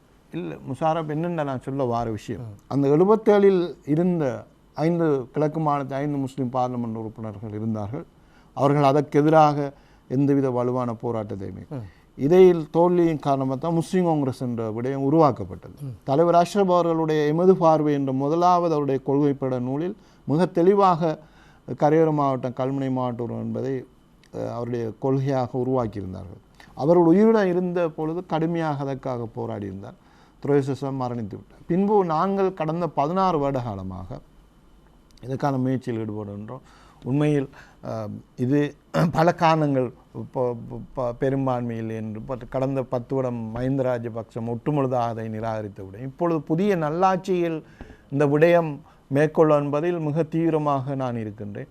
இவ்விடயமாக பல அழுத்தங்களை கட்சி ஊடாக கொடுத்து வருகின்றோம். ஆனால் மிகப்பெரிய எதிர்பார்ப்பில் வருகின்ற புதிய அரசியலமைப்பில் திருத்தத்தில் இந்த கரையோர மாவட்டம் என்ற விடயம் உள்வாங்கப்படும் என்ற எதிர்பார்ப்பில் இருந்து கொண்டிருக்கின்றோம். அதில் மிக தீவிர போக்குடன் என்னுடைய நிலைப்பாடு இருந்து கொண்டு ஏன் நான் இதை கூறுகின்றேன் என்றால், இப்பொழுது நாங்கள் இதே நேரம் எங்களுடைய சமூகம் சார்ந்த விடயம், உதாரணமாக பல விடயங்களை கூறலாம். முஸ்லிம் சமூகத்துக்கு இப்பொழுது இலங்கையில் ஒரு எங்களுக்கென்ற ஒரு பெரும்பான்மை மாவட்டத்தை உருவாக்குகின்ற விடயம், அதே போன்று எங்களுக்கு இருக்கின்ற நாடு பூராக சமூகத்துக்குரிய கல்வியில் பின்னடைந்திருக்கின்றது. எனவே கல்வி சம்பந்தமாக எங்கள் சமூகத்தை பெற்றுக் கொடுக்க வேண்டிய பல தேவை, அதே போன்று காணி பிரச்சனை இருந்து கொண்டு இருக்கின்றது. பல நிர்வாக அலகுகள் உருவாக்க வேண்டிய பல விடயங்களில் நாங்கள் குறிப்பாக எதையும் சாதிக்கவில்லை என்பதுதான் என்னுடைய அபிப்பிராயம். எனவே இந்த விடயத்தில் அதை அடுத்த சமூகம், எங்களுடைய தமிழ் சமூகம் இந்த விடயத்தை சம்பந்தமாக எங்களை விட இப்போ நாங்கள் கிழக்கில் முதலமைச்சர் என்று கூறுகின்றோம். பெருமையாக முஸ்லீம் ஒரு பெருமை. உண்மையில் நாங்கள் போராடி பெற்ற விடயம் அல்ல. அது ஆயிரக்கணக்கான தமிழ் இளைஞர்கள் அவர்களுடைய உயிர்களை தியாகம் செய்து பல தமிழ் பெண்கள் விதவைகளாக்கப்பட்டு அதே நேரம் முஸ்லீம்களும் பலியாக்கப்பட்டிருக்கு. ஆனால் போராட்டம் என்ற அந்த பயந்து தமிழ் இளைஞர் போராட்ட பயந்து தான் மாநசபை உருவாக்கப்பட்டது. தமிழ் தலைவர்கள் அவர்களுக்கு இருந்த அச்சத்தினால்தான் தென்னிலங்கை அரசியல்வாதி அதை செய்து கொடுத்தார்கள். ஆனால் தென்னிலங்கை அரசியல்வாதிகள் இன்று முஸ்லீம் அரசியல் எங்களுடைய அரசியலை பார்த்து பயப்படுகின்றதை கைவிட்டு விட்டார்கள். அந்த பயம் ஒரு குறிப்பிட்ட காலத்துக்கு இருந்தது. இப்பொழுது அறவே பயத்தை அவர் கைவிட்டதனால் இன்று எங்களுக்கு இருக்கின்ற அரசியல் பிரதிநிதித்துவத்தையும் இல்லாமல் செய்கின்ற தொகுதிவாரி தேர்தல் முறை வருகின்ற பொழுது இலங்கை 3 அல்லது 4 முஸ்லீம் பார்லமெண்ட் உறுப்பினர்கள் தான் அதுவும் வெற்றி பெற முடியும். அதுவும் அவர் சொந்த முஸ்லீம் வாக்களினால் அல்லாமல் ஏனைய சமூகங்களுடைய வாக்களின் தேவையினால் வெற்றி பெறுகின்ற பொழுது சமூகத்துக்காக அவர்களால் பேச முடியாது. அவர்களுடைய முதுகெலும்பு உடைக்கப்படுகின்ற ஒரு சூழ்நிலை வருகின்ற பொழுது ஒட்டுமொத்த ஒரு அடிமை ஒரு நிலைமை தோற்றுவிக்கின்ற பயம் ஏற்பட்டிருக்கின்றது. இதை எவ்வாறு சீர் செய்வது? இன்று இந்த தேர்தல் முறைக்கு நாங்கள் இந்த ஆட்சியை கொண்டு வந்தவர்கள் முஸ்லீம் சமூகம் பெரும்பான்மை வாக்குகளை கிட்டத்தட்ட 96-97% இந்த நாட்டில் அளித்து இந்த புதிய நல்லாட்சியை கொண்டு வந்தவர்கள் என்ற அந்த அந்த அந்த நன்றி கடன் மனச்சாட்சி இன்று அரசாங்கத்தில் உயர்மட்டத்தில் இல்லாமல் போய்விட்டது என்ற அச்சம் எனக்கு ஏற்பட்டிருக்கின்றது. ஏன் அவர்கள் இந்த சமூகத்தை மறந்து விட்டார்கள்? சிறு பிரச்சனைகளை கூட இன்னும் தீர்க்கவில்லை. தெய்வலையில் பாத்தியமாகத்துள்ள பள்ளிவாசல் பிரச்சனை, தம்புள்ளை பள்ளிவாசல் பிரச்சனை, அதே போன்று அக்கரைப்பற்றில் வீட்டு திட்டம் நுரைச்சோலை வீடுகளை பயந்தளிக்க முடியாத விடயம், கண்டி லைன் பள்ளிவாசல் ஏற்பட்ட பிரச்சனை, அதே போன்று கரையோர மாவட்டம் சம்பந்தமான அறிக்கைகளை தயாரிக்கின்ற விடயத்தை இன்னும் ஆரம்பிக்கவில்லை. எனவே என்னதான் நடக்கின்ற என்ற விடயம் இன்று என்னை போன்ற பல்லாயிரக்கணக்கான மக்கள் மத்தியில் எழுந்திருக்கின்ற கேள்வி. நான் ஒரு விடயத்தை குறிப்பிட வேண்டும். நீங்கள் பிரதி தலைவர் என்ற அடிப்படையில் இந்த கருத்திற்கான பதிலையும் சொல்லணும். அதாவது ஸ்ரீலங்கா முஸ்லீம் காங்கிரஸினுடைய நிலைப்பாடுகள் தொடர்பிலே ஸ்ரீலங்கா முஸ்லீம் காங்கிரஸ் அரசியல் தலைமைகளிடம் கேள்விகளை கேட்க ஊடகவியலாளர்களாகிய நாங்கள் செல்கின்ற போது சந்திக்கின்ற முக்கியமான ஒரு விடயம், அவர்கள் மீது என்னென்ன கேள்விகளை கேட்க வேண்டும் என்று இருக்கின்றமோ அதே குற்றச்சாட்டுகளை அவர்களே சொல்வார்கள். இப்போது நீங்கள் சொன்னது போன்று நீங்கள் தெரிவித்திருக்கின்ற அத்தனை குற்றச்சாட்டுகளும் முஸ்லீம் காங்கிரஸ் மீது தெரிவிக்க வேண்டியதான குற்றச்சாட்டு. நீங்கள் தெரிவித்திருக்கின்ற அத்தனை விடயங்களுக்காகவும் செய்து கொடுக்க வேண்டிய கடப்பாடு முஸ்லீம் காங்கிரஸுக்கு உண்டு. ஆனால் முஸ்லீம் காங்கிரஸ் இதுவரையில் எந்த நடவடிக்கையும் எடுக்காமல் நாங்கள் அடிக்கடி சந்திக்கின்ற ஒரு விடயம், ஸ்ரீலங்கா முஸ்லீம் காங்கிரசினுடைய தலைமை தொடர்பாக ஒன்றில் அதனுடைய ஏனைய உயர்பீட உறுப்பினர்கள் எல்லோருமே குற்றம் சுமத்துவார்கள், தொலைக்காட்சிக்கு முன்பு வேறு விதமாக பேசுவார்கள். அதே போன்று இவ்வாறான குற்றச்சாட்டுக்களை நாங்கள் முன்வைக்க முன்பதாகவும் அவர்கள் முன்வைப்பதை பார்த்திருக்கின்றோம். உங்களுடைய கருத்தும் எனக்கு அவ்வாறே தோன்றுகிறது. என்னுடைய முதல் கேள்வி, நீங்கள் சொல்லியிருந்தீர்கள் முஸ்லீம் அரசியல் தலைமைகள் ஒன்றுபட்டு சமூக பிரச்சினைக்காக சேர்ந்து செயல்படவில்லை என்று. இப்பொழுது இலங்கையில் உள்ள அத்தனை முஸ்லீம் தலைமைகளும் வடக்கிலிருந்து கிழக்கு பிரிய வேண்டும் என்ற நிலைப்பாட்டில் இருக்கிறது. அது சரியா பிழையா என்ற வாதத்திற்கு நான் வரவில்லை. ஆனால் ஸ்ரீலங்கா முஸ்லீம் காங்கிரஸ் தலைமை மாத்திரம் மௌனம் காக்கிறது. எனவே இந்த எல்லோரும் இணைந்து செயற்படவில்லை என்பதான குற்றச்சாட்டை நாம் நேரடியாக முஸ்லீம் காங்கிரஸ் தலைமையிடமோ அல்லது உங்கள் கட்சியிடமும் தான் வைக்க முடியும். ஏனென்றால் இப்பொழுது ஹிஸ்புல்லா வெளிப்படையாக விடயத்தை சொல்லியிருக்கின்றார், கிழக்கு பிரிந்தே இருக்க வேண்டும் என்று. கிழக்கின் எழுச்சி என்பது போல சுதந்திர கிழக்கு என்கின்ற மகுடத்தின் கீழ் அத்தாவுல்லா தொடர்ச்சியாக கூறி வருகின்றார். இவ்வாறு எல்லோருமே வெளிப்படையாக, ரிஷாட் பதியுதீன் அவர்களும் வெளிப்படையாக வடக்கும் கிழக்கும் இணையக்கூடாது என்று தெரிவித்திருக்கிறார். ஆனால் முஸ்லீம் காங்கிரஸ் மாத்திரம் மௌனம் காக்கிறது. ஆக இந்த சமூக பிரச்சனையில் இணைந்து செயற்படாதவர்கள் யார்? முஸ்லீம் காங்கிரஸா அல்லது ஏனையவர்களா? நீங்கள் இந்த சொன்ன விஷயம் நான் ஏற்றுக்கொள்ள. ஏனெண்டா முஸ்லீம் காங்கிரஸ் ஒருபோதும் வடகிழக்கு இணைக்கிறது தயார் எங்கேயும் சொல்லலை. நான் பல மீடியா கூடாது என்பதாக இன்னும் சொல்லவில்லை. வடக்கு கிழக்கு பிரிந்தே இருக்க வேண்டும் என்றாவது ஒரு வார்த்தை இல்லை. அப்போ நாங்கள் அந்த விடயம் சம்பந்தம் நான் பகிரங்கமாக பல ஊடகங்கள் சொல்லி வர விஷயம், கிழக்கு என்பது இப்பொழுது பிரிந்திருக்கின்றது.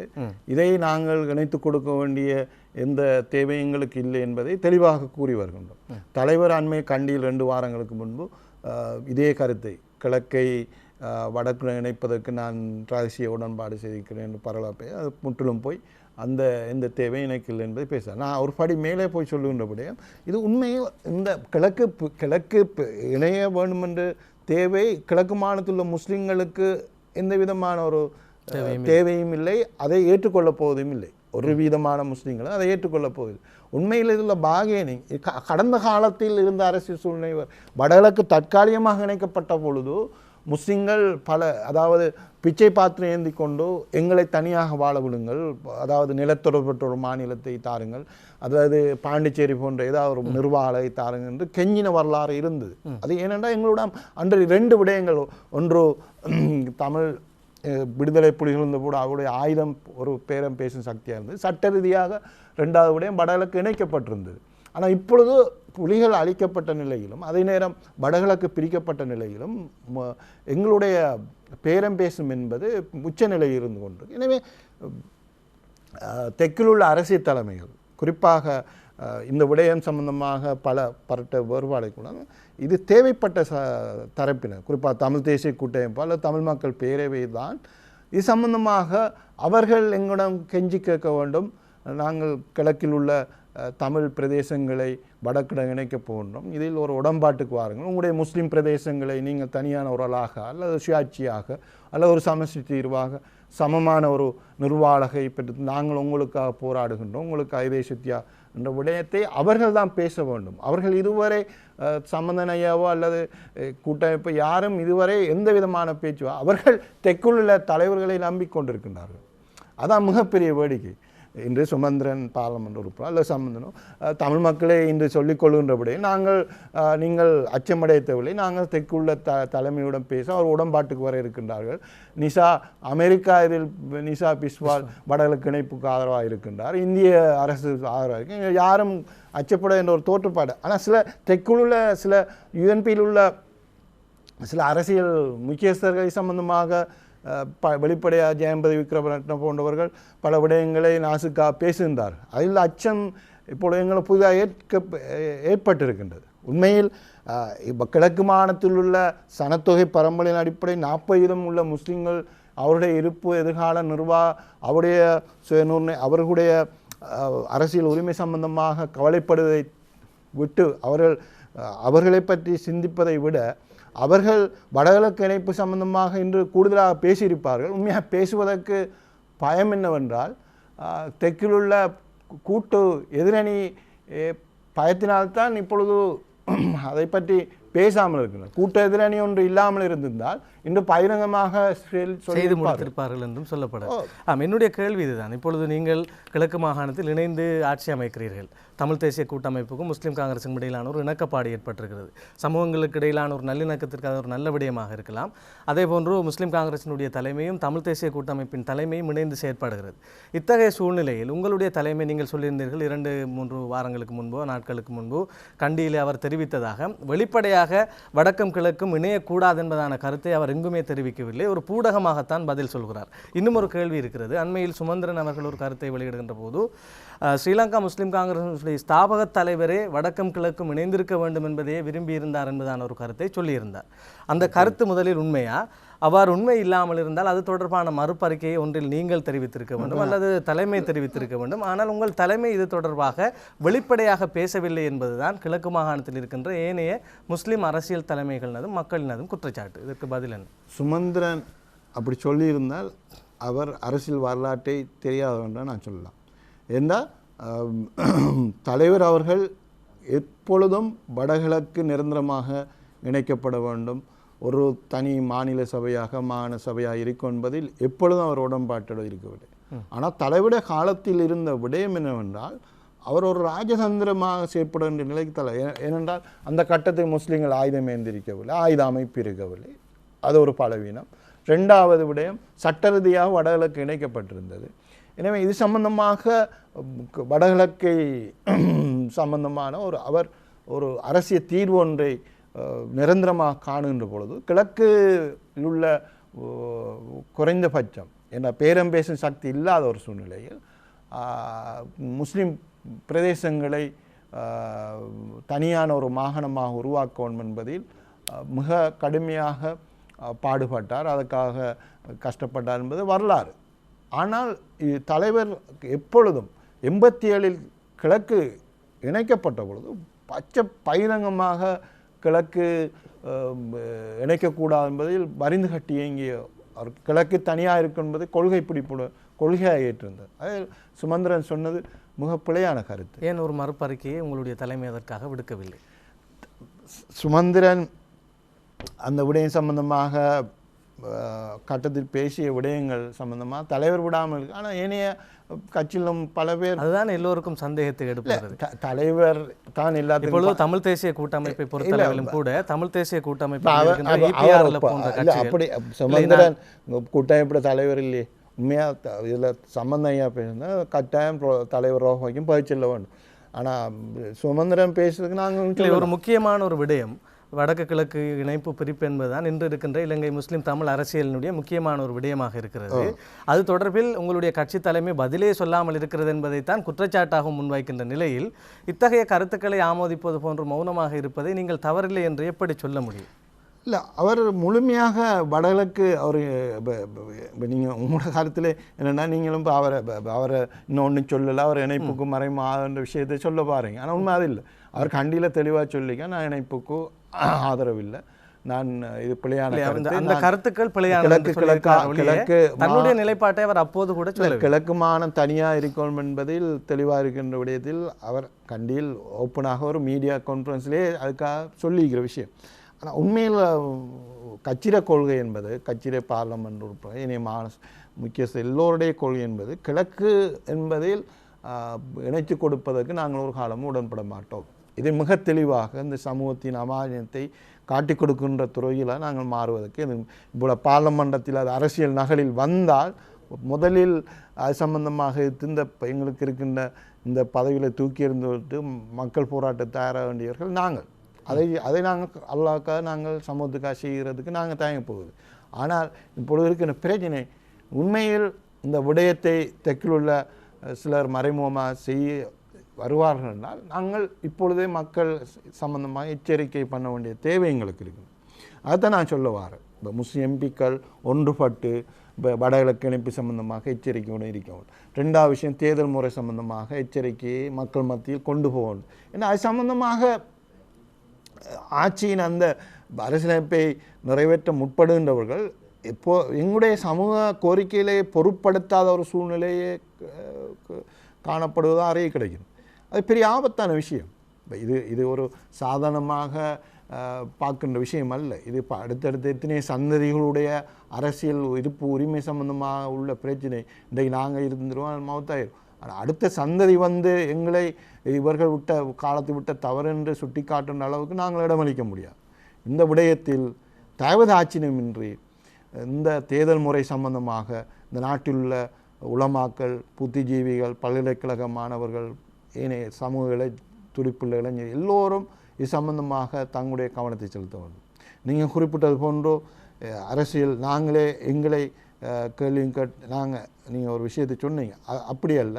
நான் சொல்ல வர விஷயம் என்ன, முஸ்லீம் காங்கிரஸ் பாராளுமன்ற உறுப்பினர்கள் கட்சி தலைவர் என்ற அடிப்படையில் இதுக்கான அழுத்தத்தை கொடுத்து வருகின்றோம்.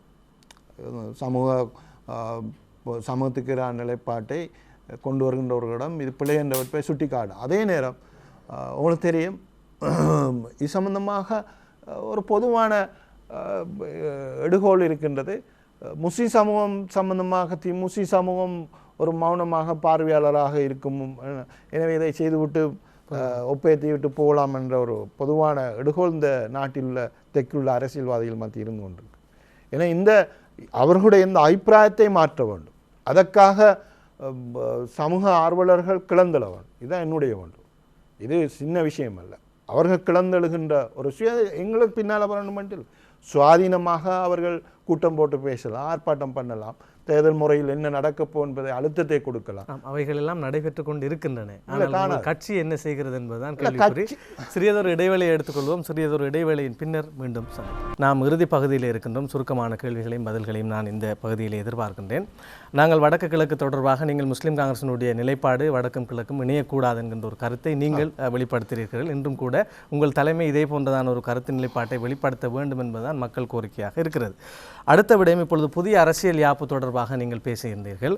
புதிய அரசியல் யாப்பிலே இப்பொழுது புதிய தேர்தல் முறை மாற்றம் தொடர்பிலே பிரதான வழிகாட்டல் குழு தன்னுடைய பணியை நிறைவு செய்து விட்டதாகவும் 3 விடயங்கள் தொடர்பாக பிரதான வழிகாட்டல் குழு செயற்படுகிறது. ஒன்று, நிறைவேற்று அதிகாரம் கொண்ட ஜனாதிபதி முறைமை ஒழித்தல், 2வது இந்த புதிய தேர்தல் முறை மாற்றம், 3வது இனப்பிரச்சினைக்கான தீர்வு. இதிலே இந்த 2 விடயங்களும் முற்று பெற்று இப்பொழுது இனப்பிரச்சினைக்கான தீர்வு விடயத்தில் பிரதான வழிகாட்டல் குழு கலந்துரையாடி கொண்டிருப்பதாக நாங்கள் செய்திகளை அறிகின்றோம்.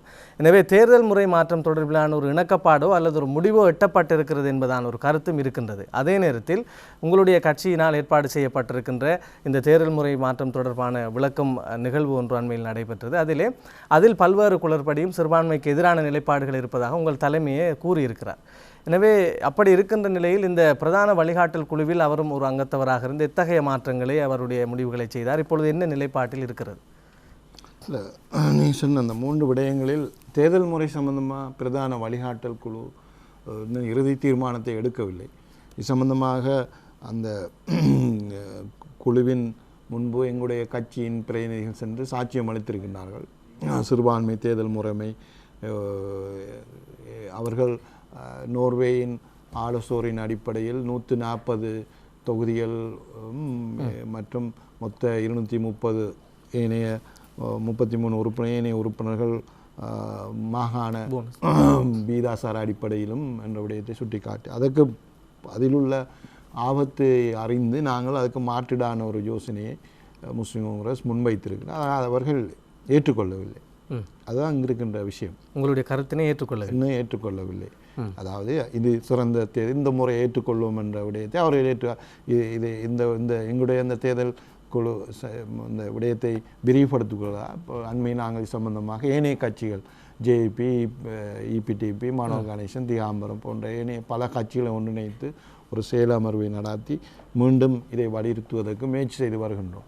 ஆனால் இதில் உண்மையான விஷயம் என்னென்றால், இதில் அத்தனை சொல்ல வர பிரதான வழிகாட்டக்கூடிய தேவை இன்று தெற்கிலுள்ள பெரும்பான்மை பிரதான 2 கட்சிகளும் ஒரு நீண்ட அரசியல் அஜெண்டாவில் செல்ல பார்க்கின்றார்கள். அதாவது பெரும்பான்மை சமூகம் தனித்து நின்று தொகுதிவாரி ஊடாக வருகின்ற பொழுது ஆட்சி அமைக்க முடியும். சிறுபான்மை கட்சியிலும் பார்லமெண்ட் உறுப்பினர்கள் தயவின்றி அந்த நாட்டில் புதிய அரசுகளை அமைக்க முடியும் என்ற ஒரு புதிய ஒரு கோட்பாட்டை உருவாக்குவதாக பெரும் பிரயத்தனத்தை செய்து வருகின்றனர். இது எங்களுக்கு கண்முன்னே தெரிகின்ற விடயம். இதுக்குள்ள ஆபத்து என்னவென்றால் 2 விடயம். ஒன்று, எங்களுக்கு இருக்கிற 2 போனஸாக கிடைத்த விடயம். ஒன்று பாராளுமன்ற உறுப்பினர்கள் விகிதாசாரப்படி இன்று எல்லா பாராளுமன்ற இந்த விகிதாசார தேர்தலும் பல 20 பேர் இருந்திருக்கின்றார்கள், 23 பேர் இருந்திருக்கிறார், இப்பொழுது 19 பேர். ஏன்னா கிட்டத்தட்ட 225 பாராளுமன்ற உறுப்பினர்களில் 9.5% சனத்தை கொண்ட முஸ்லீம்களுடைய விகிதாசாரத்துக்கு ஏற்ப இப்பொழுது இருந்து வரும். ஆனால் புதிய பாராளுமன்ற தேர்தல் முறை வருகின்ற பொழுது இந்த 235க்கு 3 உறுப்பினர்கள் இந்த நாட்டில் தொகுதி ரீதியாக, அப்போ அந்த 140 தொகுதி என்று பார்க்கணும் உஷாரா, கிழக்கு மாநிலத்தில் 2 தொகுதிகள், குறிப்பாக கல்முனை, சம்மாந்துறை, மற்ற சில நேரம் மூதூர் தொகுதி 3 தொகுதிகளும், மற்றும் கொழும்பு மத்திய தொகுதி ஆக 4 தொகுதிகள் தான், 4 பாராளுமன்ற உறுப்பினர்கள் தான் நிச்சயிக்கப்பட்ட. அதுவும் அடுத்த சொந்த சமூகத்தின் வாக்குகளை இல்லாமல் ஏனைய சமூகங்களுடைய வாக்குகளும் பெற்று ஒரு திராணியற்ற பாராளுமன்ற உறுப்பினர் ஒன்று தான் வரக்கூடிய வாய்ப்பு இருக்கின்றது. இது பெரிய ஒரு ஆபத்தான விஷயம். எனவே இந்த விஷயம் சம்பந்தமாக நான் என்றால் ஒரு இது உள்ள ஆபத்தை இப்பொழுது நீங்கள் சொல்ல போன்றோ நாங்கள் தான் இது செய்து முடிக்கணும். எனக்குள்ள பயம் என்றால் கடந்த ஜனாதிபதி தேர்தல் முடிஞ்ச கையோடும் இந்த 20வது திருத்தச் சட்டம் வந்தது. அது எங்களுடைய தலைவருடைய ஆளுமையின் காரணமாக மயிரிழையில் தப்பியது என்று தான் நான் சொல்லலாம். அப்படி தப்பித்தான் இந்த சமூகம் தப்பி பிழைச்சி இப்போ 19 பாராளுமன்ற உறுப்பினர் கண்டது. இல்லாட்டி இந்த பார்லிமெண்ட்டில் 3-4 முஸ்லீம் எம்பிமார் தான் இருந்திப்பான். எனவே இப்பொழுது மிக ஆறுதலாக புதிய ஒரு அரசியல் நாகரிகம் என்ற அடிப்படையில் நாங்கள் பல கலந்துரையாடல்களை செய்கிறோம், அதை செய்கிறோம், இது செய்கிறோம் என்று ஆறுதலாக செய்வது போன்றோ பழைய விஷயத்தான் செய்ய வாரான். பழைய அதே அந்த திருச்சட்டத்தை தான் கொண்டு முன்வைக்க போகின்றார்கள். எனவே இதில் எனக்குள்ள அச்சம், இதில் நாங்கள் முஸ்லீம் எம்பிமார்கள் நாங்கள் இதில் எங்களுடைய அந்த இது சம்பந்தமான அந்த அழுத்தம் அரசுக்கு அச்சத்தை ஏற்படுத்தவில்லை என்பது என்னுடைய நிலைப்பாடு.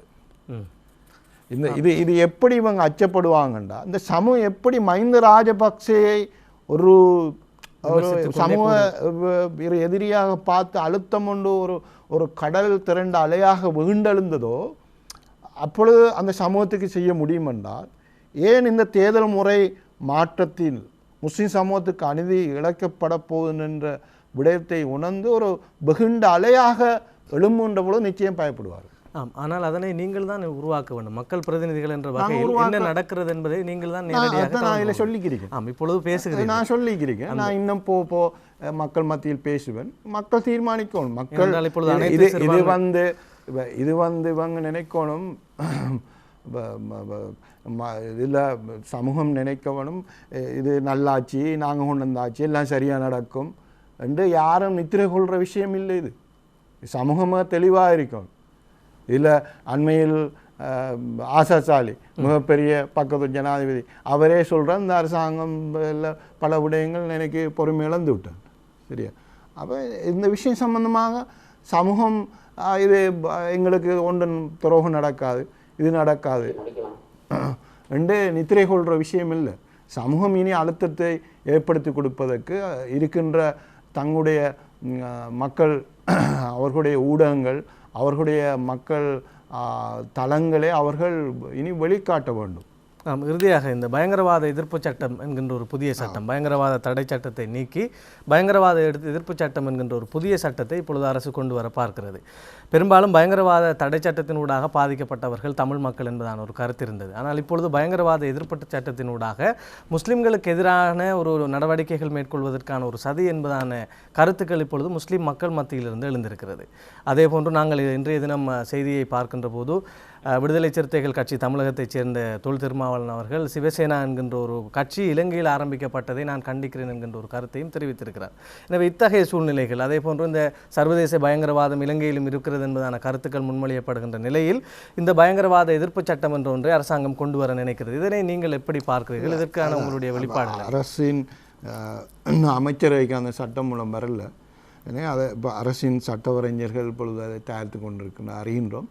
உண்மையில் அதில் அந்த விடயத்தில் எங்களுக்கு இருக்கின்ற அச்சம் சர்வதேச ரீதியில் இன்று முஸ்லீம்களை கூடுதலாக பயங்கரவாத அமைப்புடன் தொடர்பு அந்த அப்போ சர்வதேச முஸ்லீம் பயங்கரவாத அமைப்புகள் இலங்கையின் காலுண்ட அந்த விடயத்தை சுட்டிக்காட்டி பல விடயங்களை சட்ட உள்வாங்கப்படலாம் என்ற அச்சம் ஏற்பட்டு அப்படியான விடயங்கள் முஸ்லீம்களுக்கு எதிராக ஆபத்தாக முடியும்ன்ற விடயங்கள் வருமானால் முஸ்லீம் பாராளுமன்ற உறுப்பினர்கள் என்ற அடிப்படையில் நாங்கள் நிச்சயமாக எதிர்க்க வேண்டிய சூழ்நிலைக்கு வரும். இது சம்பந்தமாக அமைச்சரவைக்கு வருகின்ற பொழுது எங்களுடைய அமைச்சரவை இருக்கின்ற 5 முஸ்லீம் அமைச்சர்கள் இருக்கின்றார்கள். இது சம்பந்தமாக அவர்கள் தக்க நடவடிக்கை எடுப்பார்கள் என்ற நம்பிக்கை எனக்கு இருக்கின்றது. இறுதியான கேள்வி, நீங்கள் இப்பொழுது கிழக்கு மாகாணத்தில் முஸ்லிம்களும் தமிழர்களும் ஒன்றிணைந்து இருக்கக்கூடிய ஒரு சூழ்நிலை உருவாகி இருக்கின்றது. இத்தகைய சூழலில் அண்மையிலே கூட பஷீர் சையத் இங்கே வந்த நேரத்தில் ஒரு கருத்தை வெளியிட்டிருந்தார். சம்பந்தன் ஐயாவும் அதே போன்று ரவுஃப் ஹக்கீமும் இணைந்து கொண்டால் முஸ்லீம் தமிழ் மக்கள் இணைந்து கொண்டார்கள் என்ற அர்த்தமில்லை என்கின்ற ஒரு கருத்தை சொல்லியிருந்தார். இந்த இணக்கச் சூழலில் இந்த சகல இனங்களும் ஒன்றிணைந்து செயற்படத்தான் விரும்புகிறது. ஆனால் கிழக்கு மாகாணத்தில் நீங்கள் இணைந்து ஆட்சி அமைத்திருந்த போதும் கூட மக்களுக்கிடையில் இன நல்லிணக்கத்தை ஏற்படுத்தும் விதமாக எந்த ஒரு நடவடிக்கையும் எடுக்கப்படுவதாக தெரியவில்லை. இதற்கான உங்களுடைய பதிலும் பொறுப்புகளும்? உண்மையில் கிழக்கு மாகாண தமிழ் முஸ்லீம் சமூகங்கள் மத்தியில் பலமான ஒற்றுமை ஏற்படுத்த வேண்டும் என்றால் முஸ்லீம் அரசியல் தலைமைகள் தமிழ் பகுதியில் அபிவிருத்தி செய்ய வேண்டும், தமிழ் மக்களுடைய தொழில் வாய்ப்பு வழங்கும். இது அடிமட்ட ரீதியிலான நம்பி கட்டியெழுப்புகின்ற விடயம். அதே நேரம் தமிழ் பாராளுமன்ற உறுப்பினர்கள் முஸ்லீம் பகுதிகளில் வேலை செய்யும். இதுக்கான அடித்தளத்தை இன்னும் உருவாக்கப்படவில்லை. இது மிகப்பெரிய. இப்பொழுது நான் உண்மை கல்முனை தொகுதியில் நகர அபிவிருத்தி அமைச்சு ஊடாக தலைவராக வகிக்க தமிழ் பிரதேசங்களை அபிவிருத்தி செய்வதற்காக இன்று பல வேலை திட்டங்களுக்கு நிதி ஒதுக்கீடு செய்வதற்கு நடவடிக்கை எடுத்திருக்கின்றோம். அதே நேரம் அண்மையில் கோடீஸ்வரம் பாராளுமன்ற உறுப்பினர் நாங்கள் வெண்ணெய் திரண்டு வரும்பொழுது தாலி உடைப்பது போன்று தமிழ் முஸ்லீம் உறவு அங்கு ஏற்படுகின்றோம். அவர் வரலாற்றினை பிழையாக கல்முனை என்பது முஸ்லீம்கள் வாழவில்லை, முஸ்லீம்களுக்கு எந்த உரித்துமில்லை என்று பேசியது மிக அருவருப்பான விஷயம்.